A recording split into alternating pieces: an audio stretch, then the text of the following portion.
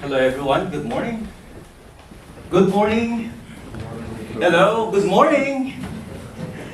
So today I'm gonna talk about a small group of people in South Korea. 죄송하지만 I wanted to speak Korean. I wanted to explain in Korean. 근데 제 한국어 실력은 계속 떨어졌습니다. My Korean is 많이 부족해서 I will speak continuously in English. I'm so sorry about that. But as I've said, I'm going to talk about a small group of people where we will find out later their role in South Korea. As Professor Kim has mentioned, during the past weeks, we delivered lectures for the Kia's Bus PH Philippine Studies lecture series. We delivered topics on culture, language, diplomacy, history, economy, and among others. But today, I'm going to be talking about a small group of people, really small, but we're going to look at their tremendous contributions and relatively great impact to the Korean society and the international community as a whole. And I'm going to be talking about the following. Filipino professors in Korea as global ambassadors. Where is the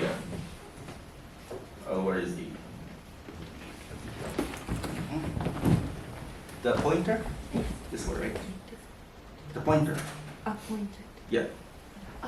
It's not working. Okay, right, sure. So we have, we will be talking about Filipino professors in Korea, global ambassadors, as I call them, because they do a lot of things, not only inside the classroom, and through the transformative education that we advocate and we do inside the classroom and beyond, I call them also as a transformational leader. And today, to give you a rough outline of what I'm going to talk about today, I will be discussing about image and perception, because this is a very important thing to discuss first before we proceed to the main topic. And we look into who really are Filipino professors in Korea, and look at their challenges. And then also now, finally, we talk about the transformational leadership and the global ambassadorship that they do in South Korea. For us to have a better context of what we're going to be discussing today about Filipino professors in Korea, I would like to introduce to you or look into what they think about Filipinos, or what you think about Filipinos. Probably you have some kind of image already. But before I proceed to that, is it okay if I ask them some kind of an exercise? Because I know it's early in the morning, it's raining outside. But I would like to ask you, what's your image about Filipinos in South Korea? Anyone here? Anyone who has an image about South Korea? Whenever you hear Filipino or whenever you meet a Filipino, what is in your mind? Yes? You're smiling. Probably you can say something about Filipinos in South Korea. Yep.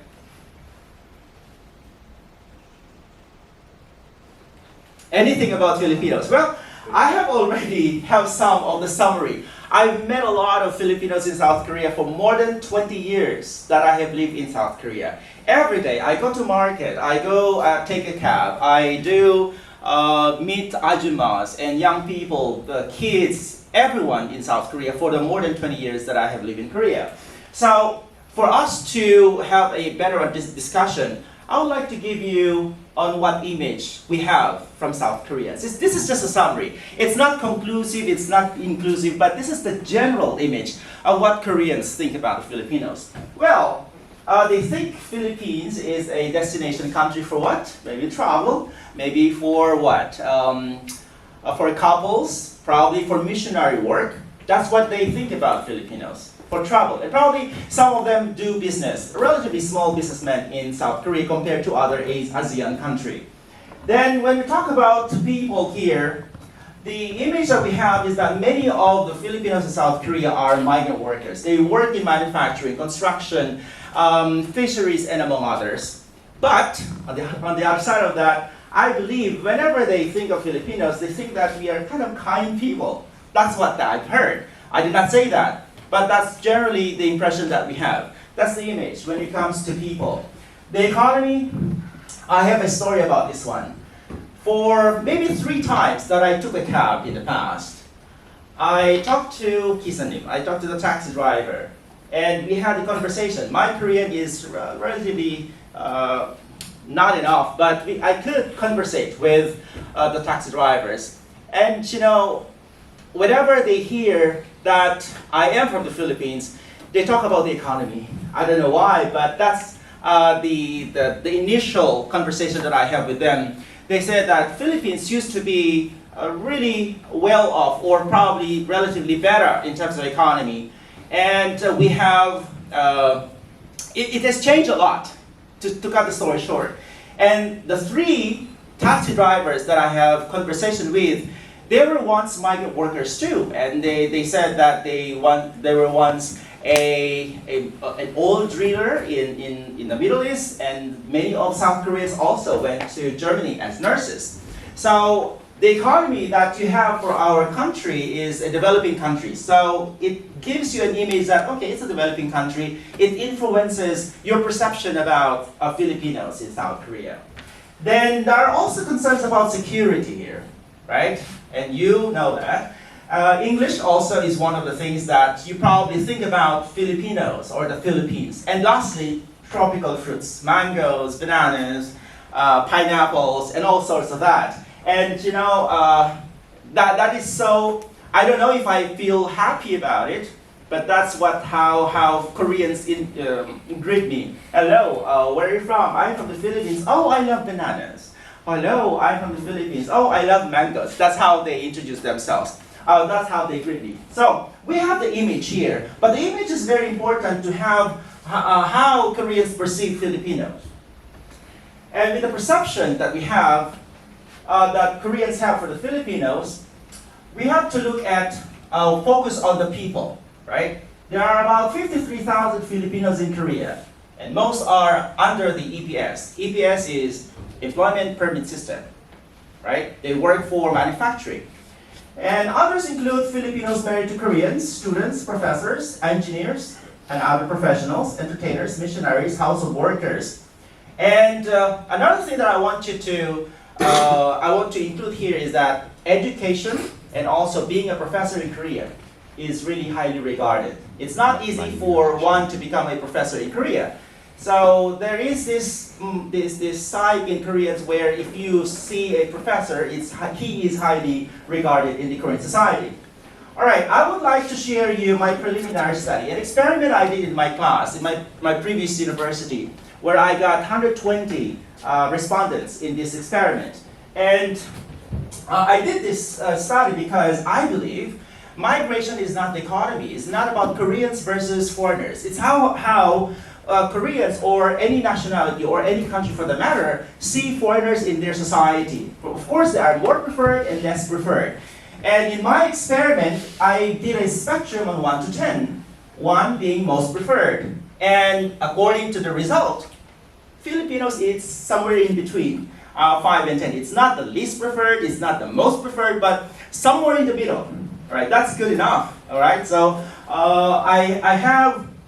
I talked to some of the respondents here. I found out from the literature and also from the conversations I have from the respondents here that the reason why we are in the middle, or the reason why Koreans or any nationality or country for the matter has that spectrum, is because of the influence of history, of media, education, and the concept of beauty.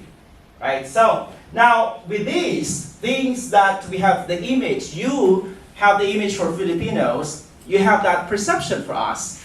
And it's either we bring up the image of Filipinos as professors, or the migrant workers, the majority will bring down the image. But there's nothing against being someone working for the manufacturing. I have to correct that. But here, it goes in 2 ways. So let's look into who really are the professors in South Korea. We look into their position in universities, we look into their academic background, their field of expertise, location in Korea, universities in Korea, and how many years they have lived in Korea, and also their visa time. In terms of position, we have some, maybe 1 or 2 who are tenure track. We also have, most of us are assistant professors. Some of us also are associate professors, and a number of us have full-time lecturer position. In terms of the academic background, we have 98%, all of us, almost, have PhDs, and professional qualification from Asia, Europe, and North America. Our field of expertise is very diverse, really diverse, that we have from social sciences, business, IT, technology, engineering, tourism sciences, education, nursing, child development, arts, sports science, and English. In terms of location in Korea, we are all over Korea, but mostly outside of Seoul. And our universities, we have Inha, Keimyung, Suwon, Usong, Gyeongsang, Hanso, Nazarene, Gyeonggi-daegu, Suwon, Catholic, Namso, Hallym, and before we also have from Ulsan, Hanyang, Gyeonggi, and Iwa. We have one professor from the Philippines from both before, from Busan Daegu. Our years in Korea, I mentioned I have more than 20 years of experience in Korea, and many of us have also had at least 1 year. We have permanent residency as well as E1 visa. All right, we also have an organization called the Association of Filipino Educators in Korea, which is registered under the Korean National Tax Office and recognized by the Philippine Embassy in Seoul. Now let's look at the challenges. These are just the introduction of the talk today, that I will be discussing more on the global ambassador and also the leadership later. So here we have the challenges that we experience. Obviously, we have social cost, right? What do you mean by social cost? We live in a country, not in a country where everything is new. Language is different, food is different, and then we are not with our family. And you see how that costs us a lot in terms of our emotion. Okay, it has an impact on probably our psychology as well. So we are away with our families. We miss a lot of holidays. We miss a lot of special, important events like birthdays, anniversaries, Christmas, or just family gatherings in our country. Sometimes when you have that relationship, sometimes relationship is kind of affected by being away with family members. Fortunately, among our professors, we don't have such issue, but we have a lot of Filipinos who have this kind of issue of being away with the family. Next, some of my colleagues says that they have experienced pay and position discrimination relative to other foreign colleagues. We also have a challenge when it comes to cost of living.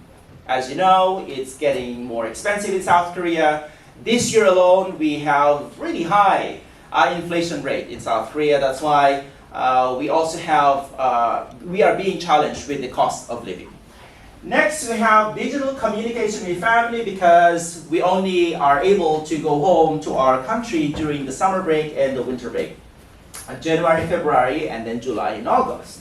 We have months of temporary digital relationship with our family members. I don't know how this impact the relationship, but I believe there is an impact, negative impact to the relationship with family members. And lastly, many of our colleagues says language is a challenge. Not only on the everyday conversation we have with Koreans outside our university, but also inside the universities, because most of the communication that happens inside the organization is that it's all in Korean, and therefore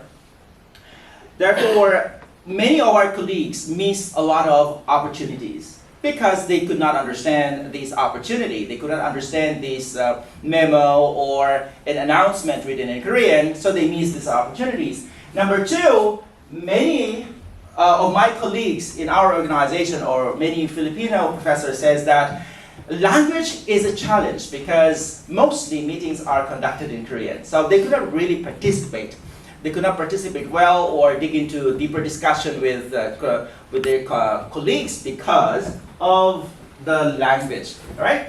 And one thing that is the decision-making power also is one issue that we need to look into the challenge of Filipino professors in Korea. They could not really have the decision-making power inside the organization, and that's one of the challenges. So we have the image, we have the perception, and we have the challenge. But despite all these challenges, who are Filipinos and what do they do in the Korean society, in Korea as a whole? All right, so let's move into the next part, which is Filipino professors as global ambassadors.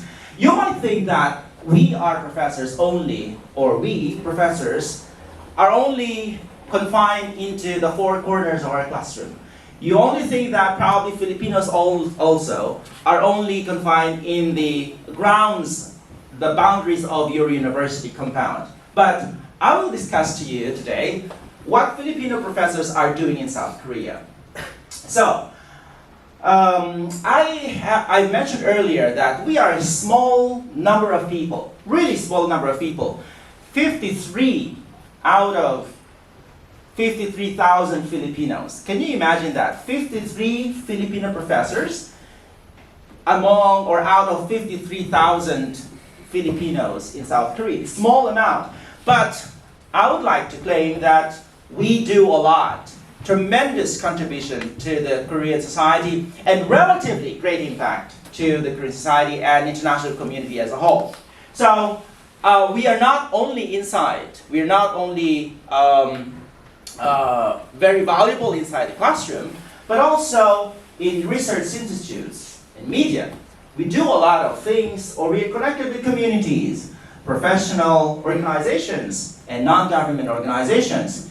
And also we do a lot of projects with governments, international organizations, and private sectors. So it's something that probably that we don't really think of a professor, that they do all of these. I'm not saying that only Filipinos do these, or only Filipino professors do these, but also everyone can do this. But I'm just looking at or sharing to you the great impact that Filipino professors are contributing to the Korean society and international community. So here, first we look into the Filipino professors with the university, research institute, and media. We have, as I've said, we have roles inside the classrooms. We do exchanges and interact with our students and our colleagues and staff. We are invited as resource speakers in international and local media outlets.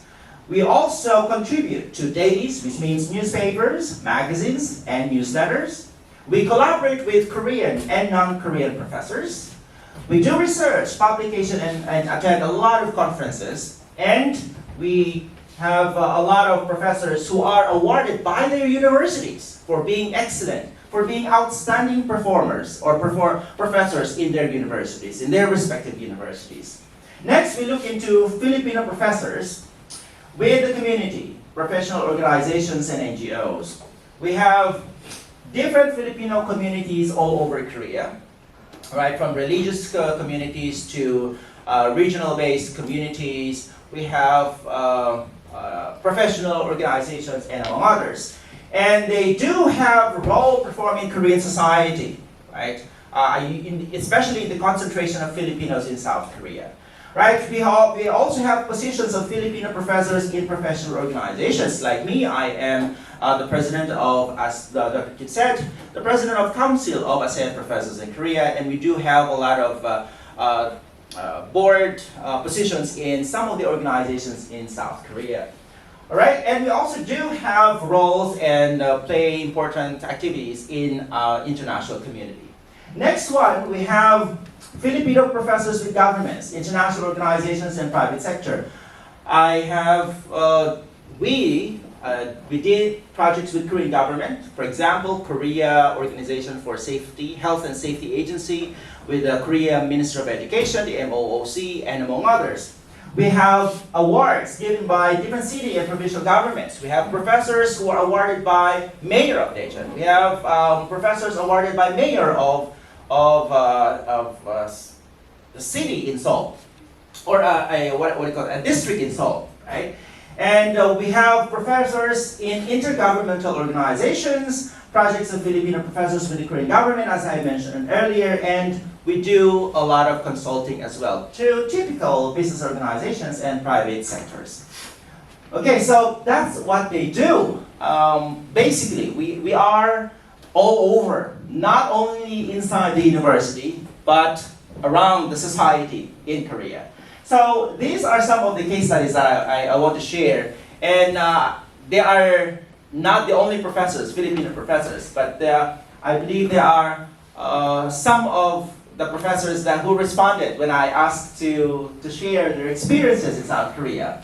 We have a lot of professors who are also doing a lot of great things in their own respective field. But I just chose them because, as I've said, they responded to my call.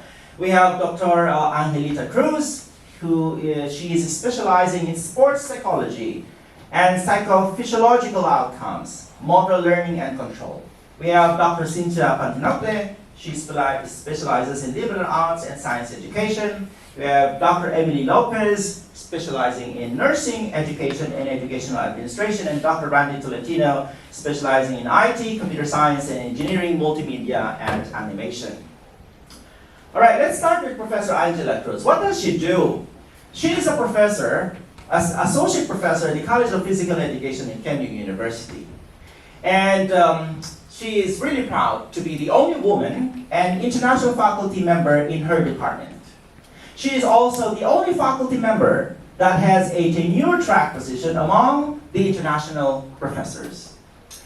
She has consistently received high evaluation from students. Not only her, but as I've said, most of our professors, Filipino professors in South Korea, consistently garnering a high average of student evaluation. She does a lot of research in high impact journals, active service to universities in Korea and the Philippines, and she involved herself to Filipino and international communities and Korean society, and also had the chance to have a meeting with the Ministry of Education in Korea. All right, and here are some of her photos here. She participated in many conferences, such as in Thailand, a conference for Asian South Pacific Association of Sports Psychology. She is a recipient of Excellence in Education Awards, and among the professors in Calimag, she was the first 5 professor who received that. Received that award. All right, and then she is also recently she was invited as the international guest speaker in Germany. Next, we have Professor Cynthia Pantinople. She is an assistant professor at the College of Liberal Arts in Daegu University. She was once a student in Korea. She was a scholar of Korean government scholarship. She mentors for National Institute for International Education. She received awards of recognition for valuable contributions to organizations. She has taken care of the sick. This is what's special about Dr. Pantinople. She is like a mother to all. She takes care of the problems of other people. The problems when it comes to finances, to relationships, to health, and all sorts of problems. That's why I call her like a mother, because she takes care of these issues of other people, not thinking about herself. She has taken care of sick and helped in solving labor problems in migrant center in Gimhae. She helped in medical missions and taught English courses to Korean adults and children, and organized events like colloquiums, conferences, and workshops for both Koreans and non-Koreans in local and international communities. Here are some of her photos in action. All right, so yeah, she participates in different activities here, as you can see. And here is Dr. Ardell, her colleague. She's always with her. Right? In most of the activities in helping our fellow Filipinos and other nationalities as well, they are there together with Dr. Ardell. Next, we have our nursing colleague. Professor Emily Lopez is an assistant professor at the Department of Nursing, College of Health and Welfare at Usong University. I would like to emphasize what she said here, because she is doing a lot of I think, a noble cause. She authored 2 caregiving books, research publication in international conferences she attended. She is an editorial board member of Aging International Journal and University of LaSalle, at the University of LaSalle. And here is what I want to emphasize. She continuously inspired and touched the lives of Korean students specializing in nursing. And she shares the art and science of nursing in class, clinical and skills laboratories, to future contribute to producing globally caring, competitive, confident, creative, competent, and culturally adaptive nurses. And also, she consistently maintained high evaluation with other Filipino professors while attending to other related tasks of administrative and clinical or hospital assignments. She conducts lectures among high school students about career pathing or related skills training for lifelong learning. And she also coordinates the programs with two U.S. universities, which are Fairmont State University in West Virginia and Marywood University in Pennsylvania. And here are some of her photos in action. She was actually awarded the Award of Excellence in Education and Innovation by the Association of Higher Education Multidisciplinary Research Incorporated. All right. Then the last case study that I want to share with you is the case of Randy Tolentino. Professor Randy is an outstanding professor, and he received awards from their university president for gaining consistent, outstanding performance, high evaluation for students, publication, and among others. He is active in several communities and professional organizations, such as the Council of Associated Professors in Korea and the Association of Filipino Educators in Korea.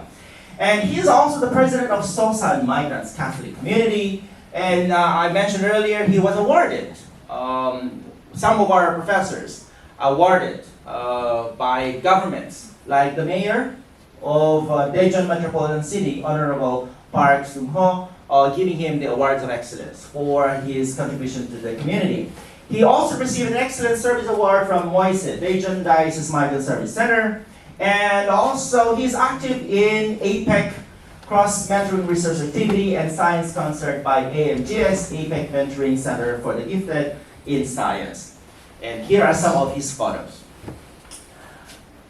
Okay, so here are some of his awards. He's got involved in communities with AFEC, in foreign communities, CAPK, and among others. They have a lot of photos, but I could have put everything here, as you obviously know.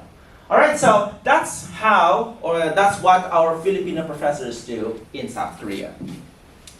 Let me have this time check. All right. Then we have Filipino professors as transformational leaders. Initially, I just wanted to talk about global ambassadors, but I realized that because of the tremendous contributions that they have, they are contributing to the transformative education, whether in Korea or outside of Korea. And I consider them as transformational leaders. First, let's define what transformational leadership is about. Transformational leaders have 4 I's or 4 components. It includes idealized influence, inspirational motivation, intellectual stimulation, individualized consideration. Well, there are many approaches and theories about leadership, but this is the most appropriate leadership approach that I can compare with the situation of Filipino professors, the transformational leaders. Let's define what leadership is about. Leadership is a process whereby an individual influences a group of individuals to achieve a common goal. And if we dissect all these sentences to the situation of Filipino professors, what is the process of influencing that they do? Well, they do influence the positive or negative, I hope positive influence, and behavior and learning of students. What is the group that we're talking about here? It's a group of students and other stakeholders. And what is the common goal of a Filipino professor inside the classroom and beyond? It's the students to learn, study hard and smart, and achieve high performance and productivity in class. So we see that Filipinos have a role in the learning process of students. Filipino professors play a significant role in the performance of their students, and so we can assume that Filipino professors are transformational leaders in the class, and they are doing a lot of this they're doing a lot of efforts in this transformative education. I talked to some of my colleagues before I did this material, so that I have some evidences on why I call them transformational leaders. Some of them said these, right? This is, by the way, a model for transformational leadership. I just added, this is from the book Leadership Theory and Practice. This is my favorite leadership book, actually. And this is a model. I just added these professors here, professors as leaders in class, and whose performance are we talking about? It's actually the students' performance and productivity. All right, so we have all these four: idealized influence, inspirational motivation, intellectual stimulation, and individualized consideration. I will show you some of the evidences later here, why I call them transformational leaders. And at the same time, what is this transactional leadership here? Transactional leadership is just an exchange, right? Contingent reward means if you ask a student to do something and that student did it, you give a reward. Management by exception means if you ask a student to do something and the student did not do it, you give him a punishment. It's a negative reinforcement. So this is something positive and this is something negative. And if you combine this transformational leadership and transactional leadership, the expected outcome will be high performance and productivity of students inside the classroom. Now let me give you some evidences why I said that they are transformational leaders. In terms of individualized influence, many of the students, if you read their comments the comments in their evaluation or what students tell them, they see them as role models to students. Because our professors, Filipino professors, were once students themselves. They share their own personal experiences as when professors were international students, as I mentioned earlier. All right, professors were respected by students, students trust the professors, and the professors are future-oriented. So they kind of influential in terms of their positive impact to their students. Inspirational motivation. I mentioned about Dr. Emily's case. But more than that, they inculcate to students and colleagues the value of respecting cultural diversity. They communicate well with students. They inspire students and they motivate students. And then we also have the intellectual stimulation, which is the third component of transformational leadership. Continuously ask students follow-up questions, challenge students about their ideas, and they engage students in discussions. And what is the last component of leadership, transformational leadership? We have the individualized consideration. They do daily interactions by having a friendly atmosphere built in stronger ties and cultural understanding. That's why we are here as non-Koreans.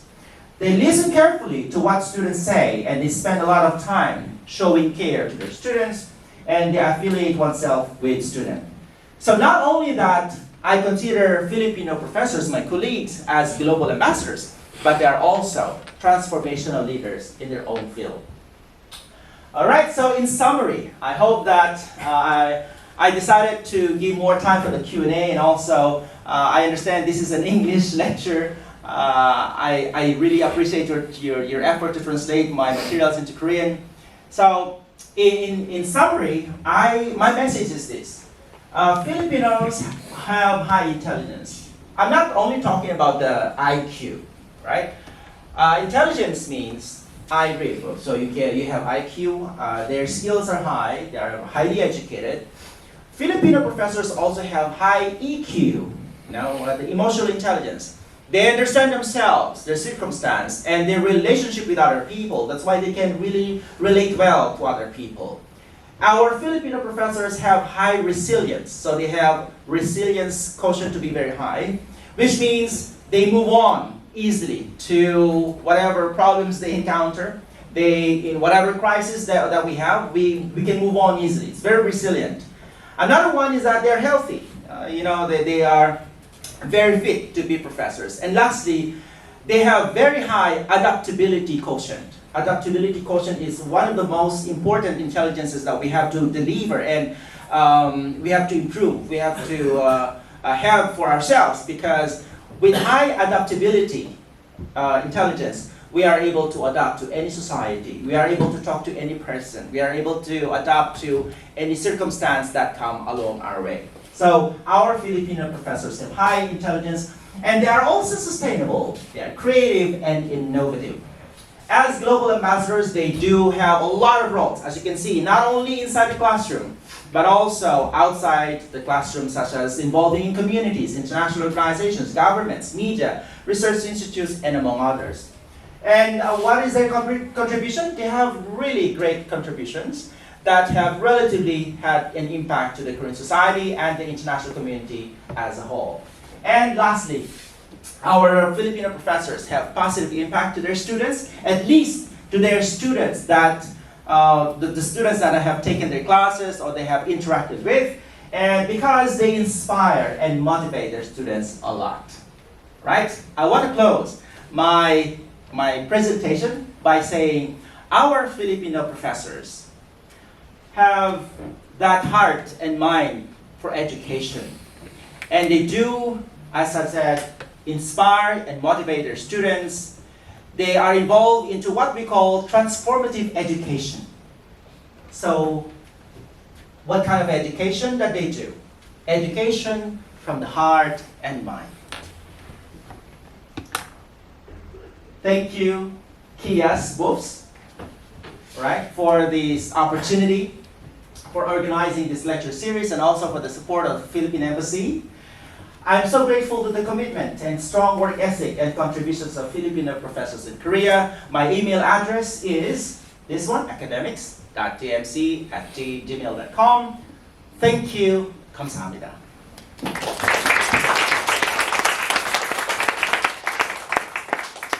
So, what questions do you have?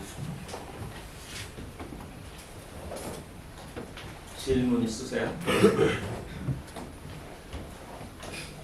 Maybe we can ask the translation, if you may. Do you have any questions? 궁금한 거. Do you have anything that you're curious about? 한국어로 질문해도 돼요? Right. Yes, sure. Please translate for me.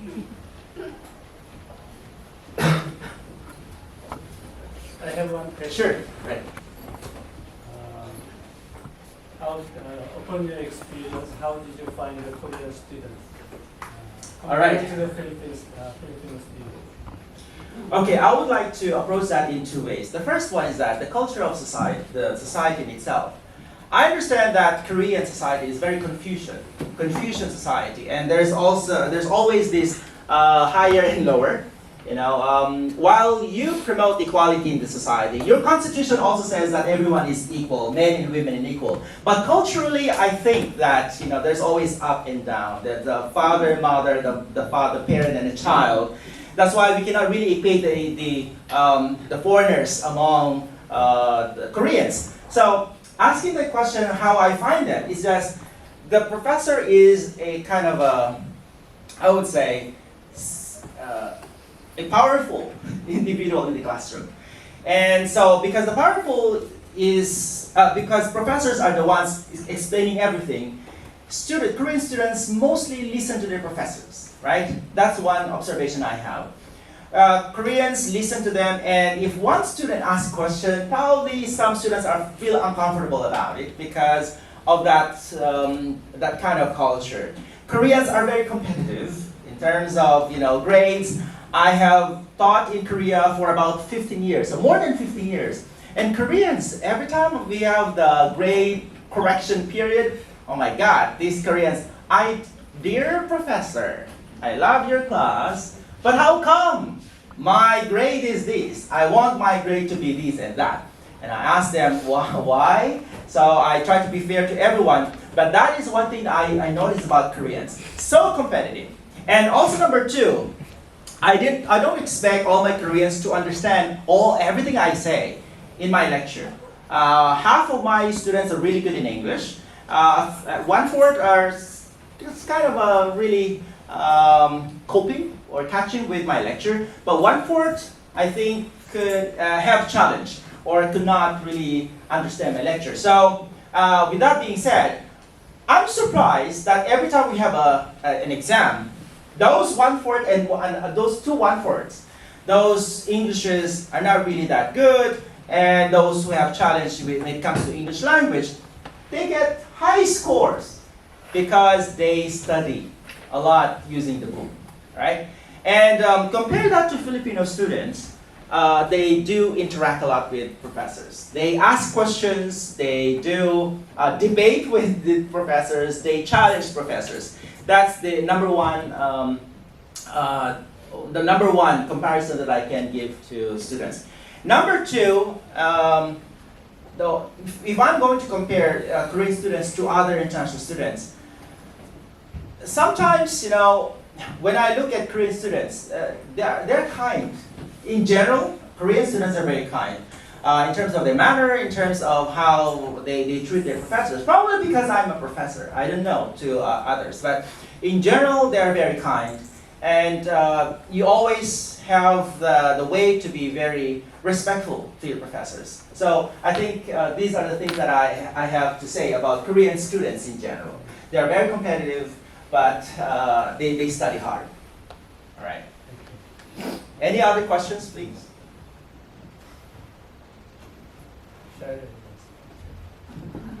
I heard that there are Filipinos here. Yeah. Yeah, 2 Filipinos. Yeah. Do you plan on going back to the Philippines soon, or are you okay to stay here for? That is a very important question I also ask myself. After my master's degree, by the way, I studied, I had my undergraduate from the University of Diliman, University of the Philippines in Diliman. After that, I have my first master's degree at KDI School of Public Policy and Management. And then I moved to Finland for my second master, for my MBA. And then I came back from a PhD at Hanyang University. And then I started again in America, in Stanford, for my specialization, project management. So after my first master's degree from KDI School, I went back to the Philippines and tried to find my space, to try to find my luck, or probably a good job in the Philippines. Unfortunately, I wasn't able to do that. That's why I came back to study more. And then after I had that education, I always have that thought to go back to the Philippines, right? Because I was educated by a state university, which I have to give back. But then all the situation and circumstances did not allow me to go back to the Philippines. So what I do now is I involve myself to a lot of universities in the Philippines, also private institutions and companies. I offer my lectures. I am actually connected as visiting professors to several universities in the Philippines. I teach their PhD students and master's students at graduate school. I also deliver a lot of seminars and colloquiums, and during my summer break and winter break, I do consulting for the companies there. And the question of going back to the Philippines, for now at my age, I'm pretty much old to go back to the Philippines. Of course, I think about my pension too. I think about my economic situation where if I go back to the Philippines now, it's not practical, probably because I can only have maybe about 12 years to accumulate my pension. It's not really good. Here in Korea, I already have 15 or more pension contribution. So that's number one. Number two, my health also is connected in Korea. And I'm not taking advantage of that. I'm a permanent citizen of Korea. So I consider Korea as my second home now. Going back to the Philippines for that purpose to work, probably is not an option now. But I do, please correct that I do have a lot of activities in the Philippines. So economic, and then health, and then probably psychological and emotions. Whenever I have this opportunity that some of my friends in America say, hey professor, probably you can come to America and teach in community college or small state universities, because some of my friends did. And I said, all right, probably I can, but moving there, you have to start from zero. You also have to understand my situation in Korea now. I have lived in Korea for 20 years. And when it comes to Korea-ASEAN relations, for a foreigner, I think I also have that space there already. Little by little, I'm being recognized with that field. Of course, there are many Koreans who are experts in that. There are also other experts that, in my own small way or circumstance, I am given the recognition to be part of the Korea-ASEAN. And I have this organization, being interviewed in media and all other sorts of activities I'm involved with. So I am active in the Philippines and Korea, but my main job, probably I will retire in South Korea. Others? All right, so time check is 11:53. Thank you so much for your time, and I hope to see you again. 감사합니다.